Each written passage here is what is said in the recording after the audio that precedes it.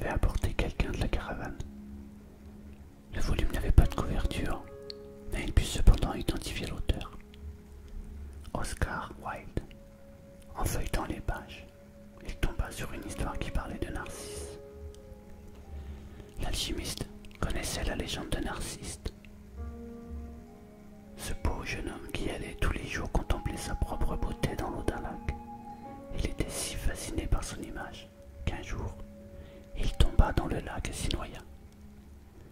À l'endroit où il était tombé, naquit une fleur qui fut appelée Narcisse. Mais ce n'était pas de cette manière qu'Oscar Wilde terminait l'histoire. Il disait qu'à la mort de Narcisse, les Oréades, divinités des bois, étaient venues au bord de ce lac d'eau douce et l'avaient trouvé transformé en urne de larmes amères. « Pourquoi pleures-tu » demandèrent les Oréades. « Je pleure pour Narcisse, » répondit le lac. « Voilà qui nous étonne guère, » dirent-elles alors. « Nous avions beau être toutes constamment à sa poursuite dans les bois. Tu étais le seul à pouvoir contempler de près sa beauté. » Narcisse était donc beau, demanda le lac. Qui mieux que toi pouvait le savoir, répliquèrent les Oréades, surprises. C'était bien sur tes rives tout de même qu'il se penchait chaque jour. Le lac resta un moment sans rien dire, puis « Je pleure pour Narcisse, mais je ne m'étais jamais aperçu que Narcisse était beau. Je pleure pour Narcisse, parce que chaque fois qu'il se penchait sur mes rives, je pouvais voir au fond de ses yeux le reflet de ma propre beauté. » Voilà une bien belle histoire, dit l'alchimiste. Il se nommait Santiago. Le jour déclinait lorsqu'il arriva, avec son troupeau, devant une vieille église abandonnée. Le toit s'était écroulé depuis bien longtemps, et un énorme sycomore avait grandi à l'emplacement où se trouvait autrefois la sacristie. Il décida de passer la nuit dans cet endroit. Il fit entrer toutes ses brebis par la porte en ruine et disposa quelques planches de façon à les empêcher de s'échapper au cours de la nuit. Il n'y avait pas de loup dans la région, mais une fois, une bête s'était enfuie et il avait dû perdre toute la journée du lendemain à chercher la brebis égarée. Il étendit sa cape sur le sol et s'allongea, en se servant comme oreiller du livre qu'il venait de terminer. Avant de s'endormir, il pensa qu'il devrait maintenant lire des ouvrages plus volumineux. Il mettrait ainsi plus de temps à les finir, et ce seraient des oreillers plus confortables pour la nuit. Il faisait encore sombre quand il s'éveilla. Il regarda au-dessus de lui et vit scintiller les étoiles au travers du toit à moitié effondré. « J'aurais bien aimé dormir un peu plus longtemps, pensa-t-il.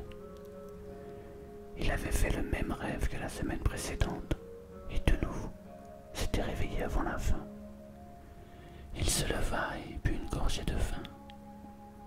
Puis, il se saisit de sa houlette et se mit à réveiller les brebis qui dormaient encore. Il avait remarqué que la plupart des bêtes sortaient du sommeil sitôt que lui-même reprenait conscience, comme si quelque mystérieuse énergie eût uni sa vie à celle des moutons, qui depuis 2 ans parcouraient le pays avec lui, en quête de nourriture et d'eau. Ils se sont bien habitués à moi, qu'ils connaissent mes horaires, se dit-il à voix basse. Puis, après un instant de réflexion, il pensa que ce pouvait aussi bien être l'inverse. C'était lui qui s'était habitué aux horaires des animaux. Il avait cependant des brebis qui tardaient un peu à se relever. Il les réveilla une à une avec son bâton, en appelant chacune d'elles par son nom. Il avait toujours été persuadé que les brebis étaient capables de comprendre ce qu'il disait. Aussi leur disait-il parfois certains passages des livres qui l'avaient marqué. Ou bien, il leur parlait de la solitude ou de la joie de vivre d'un berger dans la campagne. Commentait les dernières nouveautés qu'il avait vues dans les villages, par où il avait l'habitude de passer. Depuis l'avant-veille, pourtant, il n'avait pratiquement pas eu d'autre sujet de conversation que cette jeune fille qui habitait la ville où il allait arriver 4 jours plus tard. C'était la fille d'un commerçant. Il n'était venu là qu'une fois, l'année précédente. Le commerçant possédait un magasin de tissus et il aimait voir tondre les brebis sous les yeux pour éviter toute tromperie sur la marchandise. Un ami lui avait indiqué le magasin et le berger y avait amené son troupeau. J'ai besoin de vendre un peu de laine, dit-il au commerçant. La boutique était pleine et le commerçant demanda au berger d'attendre jusque le début de soirée. Celui-ci alla donc s'asseoir sur le trottoir du magasin et tira un livre de sa besace. Je ne savais pas que les bergers pouvaient lire des livres, dit une voix de femme à côté de lui. C'était une jeune fille qui avait le type même de la région d'Andalousie, avec ses longs cheveux noirs et des yeux qui rappelaient vaguement les anciens conquérants morts. C'est que les brebis enseignent plus de choses que les livres, répondit le jeune berger. Ils restèrent à bavarder plus de 2 heures durant. Elle dit qu'elle était la fille du commerçant et parla de la vie au village, où chaque jour était semblable au précédent. Le berger raconta la campagne d'Andalousie, les dernières nouveautés qu'il avait vues dans les villes, par où il était passé. Il était heureux de n'être pas obligé de converser avec ses brebis. « Comment avez-vous appris à lire ?» vint demander la jeune fille. « Ben, comme tout le monde, répondit-il, à l'école. Mais alors, si vous savez lire, pourquoi n'êtes-vous donc qu'un berger ?» Le jeune homme se déroba pour n'avoir pas à répondre à cette question. Il était bien sûr que la jeune fille ne pourrait pas comprendre. Il continua à raconter ses histoires de voyage. Et les petits yeux mauresques s'ouvraient tout grands ou se refermaient sous l'effet de l'ébahissement et de la surprise. À mesure que le temps passait, le jeune homme se prit à souhaiter que ce jour ne finisse jamais, que le père de la jeune fille demeurât occupé longtemps encore, et lui demanda d'attendre pendant 3 jours. Il se rendit compte qu'il ressentait quelque chose qu'il n'avait encore jamais éprouvé jusqu'alors. L'envie de se fixer pour toujours pour une même ville, avec la jeune fille aux cheveux noirs. Les jours ne seraient jamais semblables. Mais le commerçant arriva finalement et lui demanda de tondre 4 brebis. Puis, il paya ce qu'il devait et l'invita à revenir l'année suivante. Il ne manquait plus maintenant que 4 jours pour arriver dans cette même bourgade. Il était tout excité et en même temps plein d'incertitude. Peut-être la jeune fille l'aurait-elle oublié. Et il ne manquait pas de berger qui passait par là pour vendre de la laine. Peu importe, dit-il, parlant à ses brebis. Moi aussi je connais d'autres filles dans d'autres villes.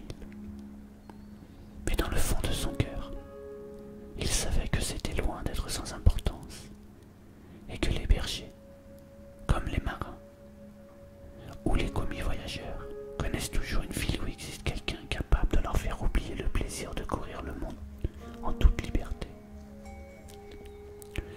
Alors que paraissaient les premières lueurs de l'aube, le berger commença à faire avancer ses moutons dans la direction du soleil levant. Ils n'ont jamais besoin de prendre une décision, pensa-t-il. C'est peut-être pour cette raison qu'ils restent toujours auprès de moi.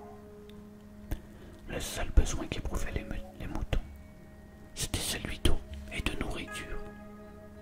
Et tant que leur berger connaîtrait les meilleurs pâturages d'Andalousie, ils seraient toujours ses amis.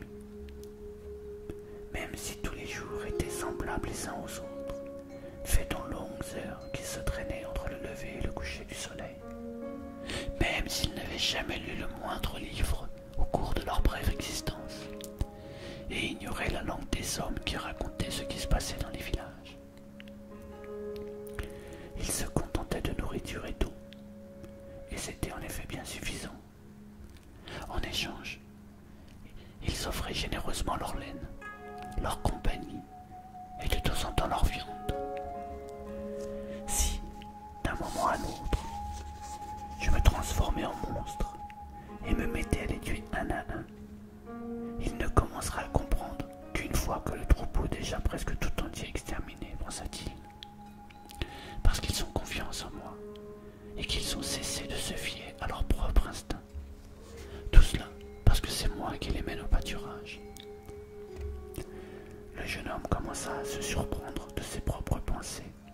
allait trouver bizarre. L'église, avec ce sycomore qui poussait à l'intérieur, était peut-être hantée. Était-ce pour cette raison qu'il avait encore refait ce même rêve et qu'il éprouvait maintenant une sorte de colère à l'encontre des brebis, ses amis toujours fidèles? Il but un peu de vin qui lui restait du souper de la veille et serra son manteau contre son corps. Il savait que, dans quelques heures, avec le soleil à pic, il allait faire si chaud qu'il ne pourrait plus mener son troupeau à travers la campagne. À cette heure-là, en été, toute l'Espagne dormait. La chaleur durait jusqu'à la nuit, et pendant tout ce temps, il lui faudrait transporter son manteau avec lui. Malgré tout, quand il avait envie de se plaindre de cette charge, il se souvenait que grâce à cette charge précisément, il n'avait pas ressenti le froid du petit matin. Nous devons toujours être prêts à affronter les surprises du temps, songea-t-il alors, et il acceptait avec gratitude le poids de son manteau. Celui-ci avait donc sa raison d'être, comme le jeune homme lui-même. Au bout de 2 années passées à parcourir les plaines de l'Andalousie, il connaissait par cœur toutes les villes de la région. Et c'était là ce qui donnait un sens à sa vie voyager. Il avait l'intention cette fois-ci d'expliquer à la jeune fille pourquoi un simple berger peut savoir lire. Jusqu'à l'âge de ses 16 ans, il avait fréquenté le séminaire. Ses parents auraient voulu faire de lui un prêtre, motif de fierté pour une humble famille paysanne qui travaillait tout juste pour la nourriture et l'eau, comme ses moutons. Il avait étudié le latin, l'espagnol, la théologie. Mais depuis sa petite enfance, il rêvait de connaître le monde. Et c'était là quelque chose de bien plus important que de connaître Dieu ou les péchés des hommes.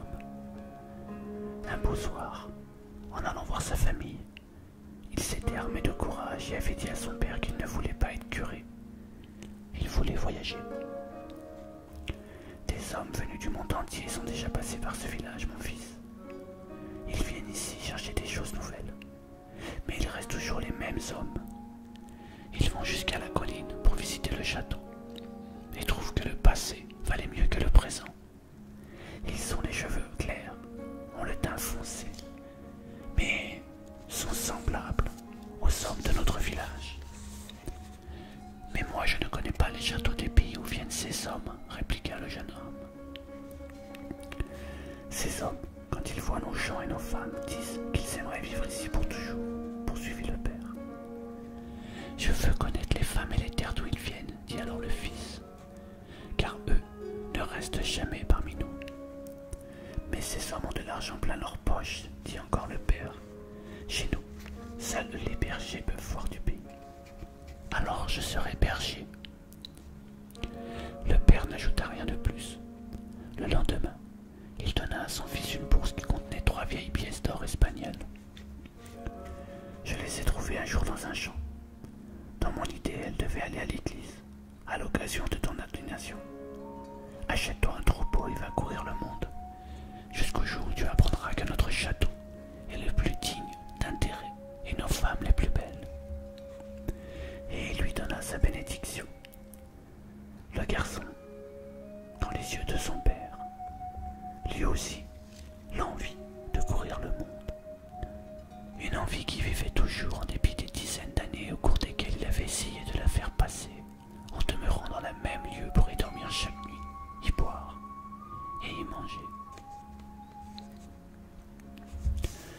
L'horizon se teinta de rouge, puis le soleil apparut. Le jeune homme se souvint de la conversation avec son père, et il se sentit heureux.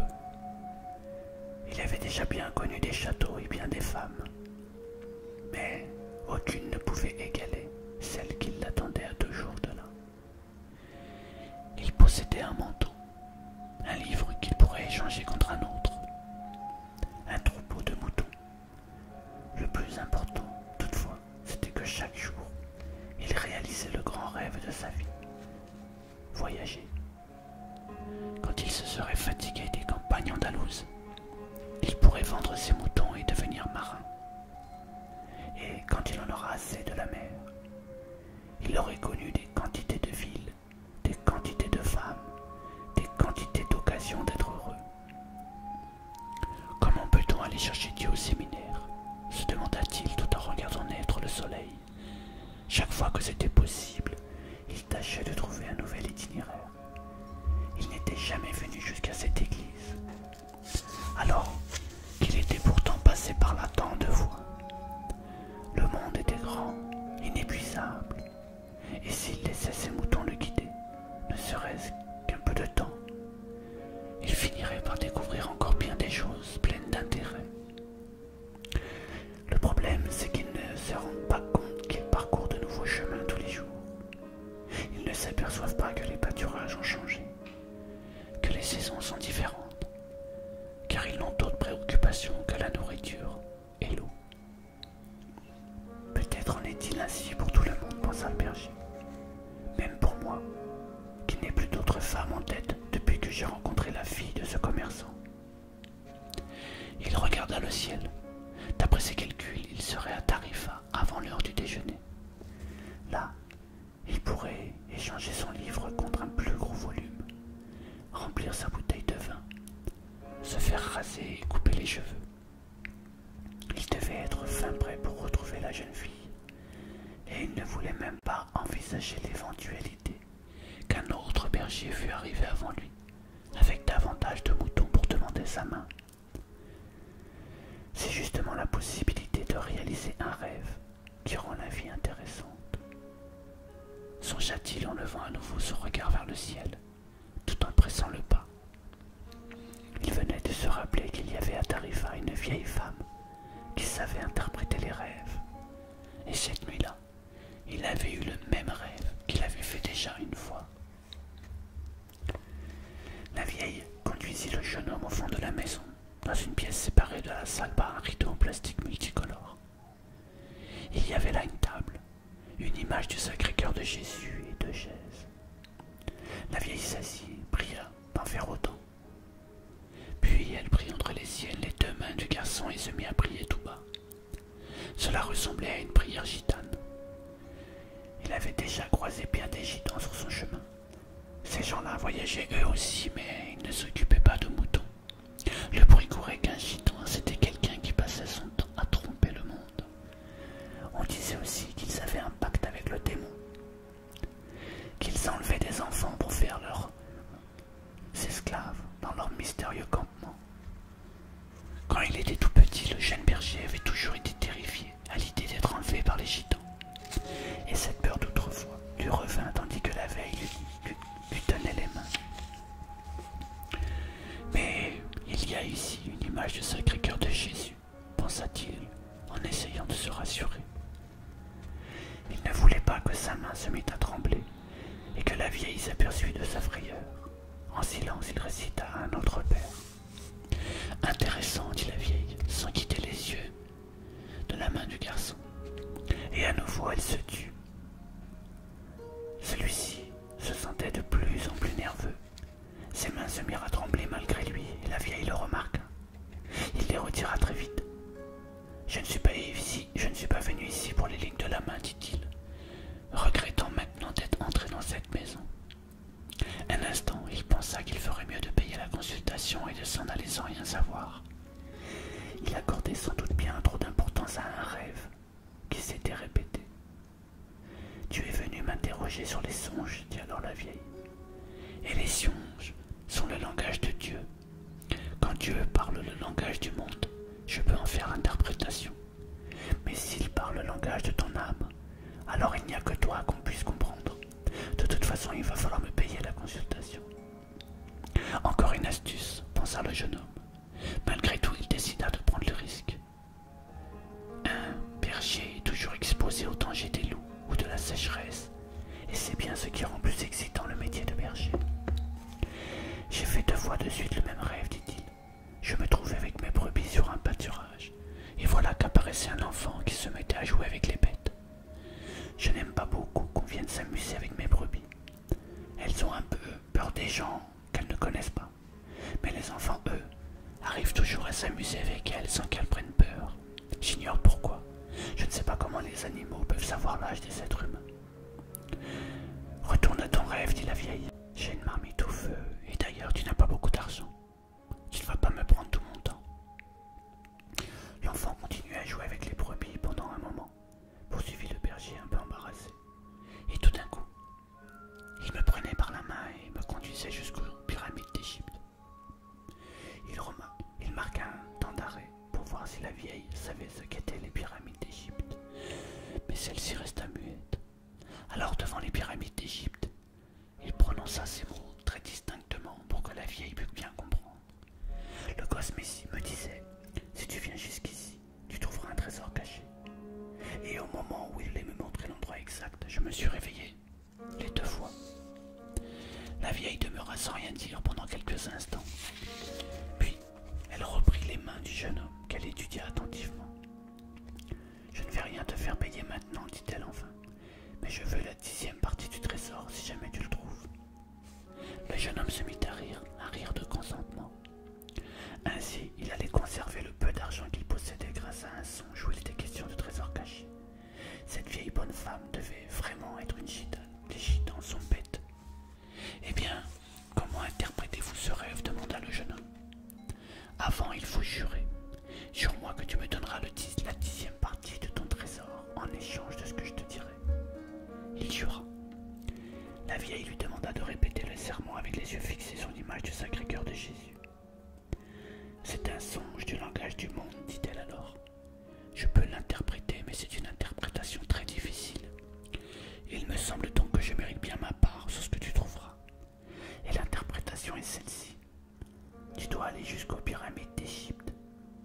Je n'en avais jamais entendu parler, mais si c'est un enfant qui te les a montrées, c'est qu'elles existent en effet. Là-bas, tu trouveras un trésor qui fera de toi un homme riche.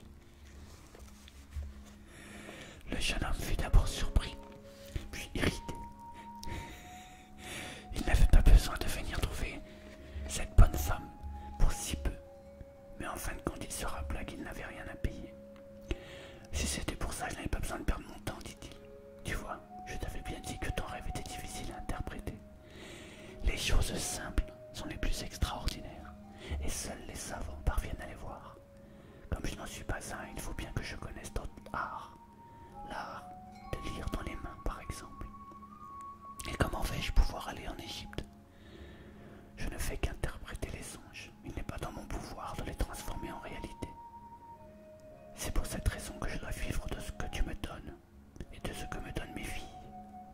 Et si j'arrive pas jusqu'en Égypte, eh bien je ne serai pas payé. Ce ne sera pas la première fois. Et la vieille n'ajouta rien. Elle demanda au jeune homme de s'en aller car il lui avait déjà fait perdre beaucoup de temps. Superbe livre, L'Alchimiste de Paulo Coelho. Je vous invite vraiment à le lire. C'est extraordinaire comme livre. C'est dans ce livre où il dit que lorsque l'on veut vraiment